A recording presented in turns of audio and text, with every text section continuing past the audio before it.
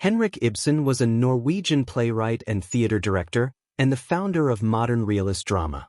Before him, plays were often moralistic stories, with noble protagonists fighting against the forces of darkness. Good characters were expected to have happy endings, and immoral characters should face punishment. Ibsen used a sharp eye to observe real life, highlighting social and moral conflicts. He challenged old conventions and created modern drama.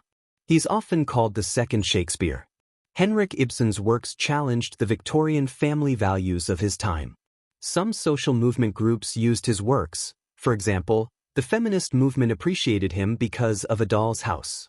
However, his own life was far from an example of gender equality.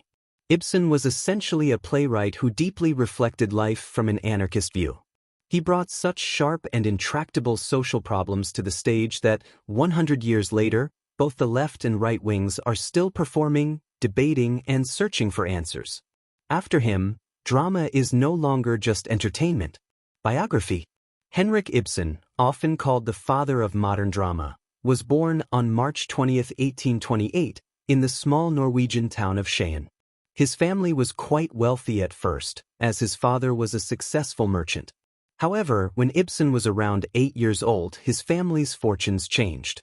His father's business failed, and they had to move to a smaller house, which greatly affected Ibsen's childhood. These early experiences of financial struggle and social shame would later influence his writing. As a young man, Ibsen dreamed of becoming a painter, but life took a different path. He moved to the city of Grimstad at age 15 to apprentice at a pharmacy. While there, he started writing plays and poems in his free time. In 1846, at 18, Ibsen had an affair with Birkdalen, which resulted in the birth of their son, Jacob. Ibsen supported his son's upbringing until the boy was 14, but he never lived with him. In 1850, he moved to Oslo, then called Christiania, to attend university. However, he quickly abandoned this plan and decided to focus on writing instead. His first play, the tragedy Catalan, was published under the pseudonym Brynjolf Bjarm that year, but it was never staged. His first play to be performed, The Burial Mound, did not attract much attention. Still, Ibsen remained committed to becoming a playwright, even as many of the plays he wrote in subsequent years failed to find success. Ibsen spent the next several years at Det Norske Teater, where he worked on over 145 productions as a writer, director, or producer. During this time, he published 5 new plays, although they were mostly unremarkable. Despite his lack of success as a playwright, Ibsen gained a lot of practical experience that would be valuable as he kept writing. Ibsen returned to Christiania in 1858 and worked at a local theater. He married Susanna Thoresen on June 18, and she gave birth to their only child, Sigurd, the following year. The couple faced financial difficulties, and Ibsen became very disillusioned with life in Norway. Dissatisfied with his struggling financially, he moved to Italy at age 36 in 1864. He did not go back to his homeland for the next 27 years. From Sorrento onward, Ibsen spent only 30 years in Italy and Germany in self-imposed exile. Wandering through foreign lands and burdened by family responsibilities, he accumulated large debts and lived in severe poverty. In despair, he wrote the verse drama Brand in 1865, his first creative work while living abroad. He later wrote Peer Gynt in 1867. They brought him the critical acclaim he sought, along with some financial success. Both plays explored the theme of individual spiritual rebellion, showcasing his own moral ideals and passionately supporting extreme spiritual individualism, demonstrating a resolute spirit. Their success increased his confidence, and he started to rely more on his own judgment and trust in his plays. The era of modern realist drama thus began. Ibsen's plays were groundbreaking and highly controversial.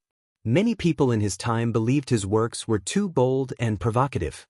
For example, A Doll's House shocked audiences because it showed a woman leaving her husband and children. In the 19th century, this was nearly unthinkable, and many accused Ibsen of promoting immoral behavior. Ghosts was even more controversial. It dealt with topics like sexually transmitted diseases and the consequences of hiding the truth.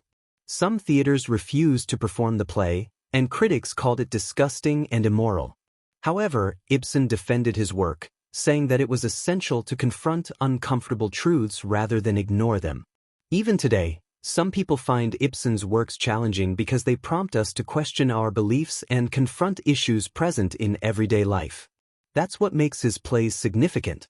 He aimed to change the world, but whether everyone would benefit from his plays has been a long-standing debate, as solutions remain uncertain. Ibsen has been categorized as a master of drama rather than a thinker. This is because his works only contain criticism and exposure, not constructive solutions. In his later years, he returned to his homeland like a king after a 30-year absence. Conversely, inspired by Nora in A Doll's House, some women who left home continue to struggle to find their next destination a century later. Henrik Ibsen's life and works stay popular around the world. Through his plays, he challenged societal norms, explored deep human emotions, and encouraged audiences to think critically about their lives. Whether through his dramatic stories, bold attitude, or exceptional talent, Ibsen remains a captivating figure in drama's history. By learning about his life, his works, and the controversies he faced, we can better appreciate art's power to bring about change. On May 23, 1906, at 78, Ibsen died in his home in Christiania after a series of strokes in March 1900. Main works. Peer Gynt is a wild, poetic fantasy drama following the titular anti-hero, a lazy, self-centered opportunist who travels the world trying to find his true self. It explores themes of national identity and self-deception. Pillars of Society is Ibsen's first major social realist play. It exposes the hypocrisy of a respected industrialist and pillar of his small-town community, showing the moral rot hidden beneath a veneer of respectability. A Doll's House is the play follows Nora Helmer, a seemingly happy wife, who realizes her subordinate role in her marriage after a secret past financial crime is exposed. It culminates in her famous, shocking decision to leave her husband and children. Ghosts is a controversial tragedy that deals with inherited moral and physical corruption. It centers on Mrs. Alving, who tries to conceal the dissolute life of her deceased husband, only for his ghosts to haunt her family. An Enemy of the People tells the story of Dr. Stockman, who discovers that the town's lucrative public baths are contaminated, but when he tries to reveal the truth, he is branded an enemy by the powerful, self-interested majority. The Wild Duck is considered by many critics to be Ibsen's finest work. It's a tragicomic exploration of the danger of forcing absolute truth onto people who rely on necessary illusions, symbolized by a wounded wild duck. When We Dead Awaken is Ibsen's final play is a highly symbolic drama about a famous sculptor and his estranged muse, Irene, who reunite and confront the life and art they sacrificed for each other.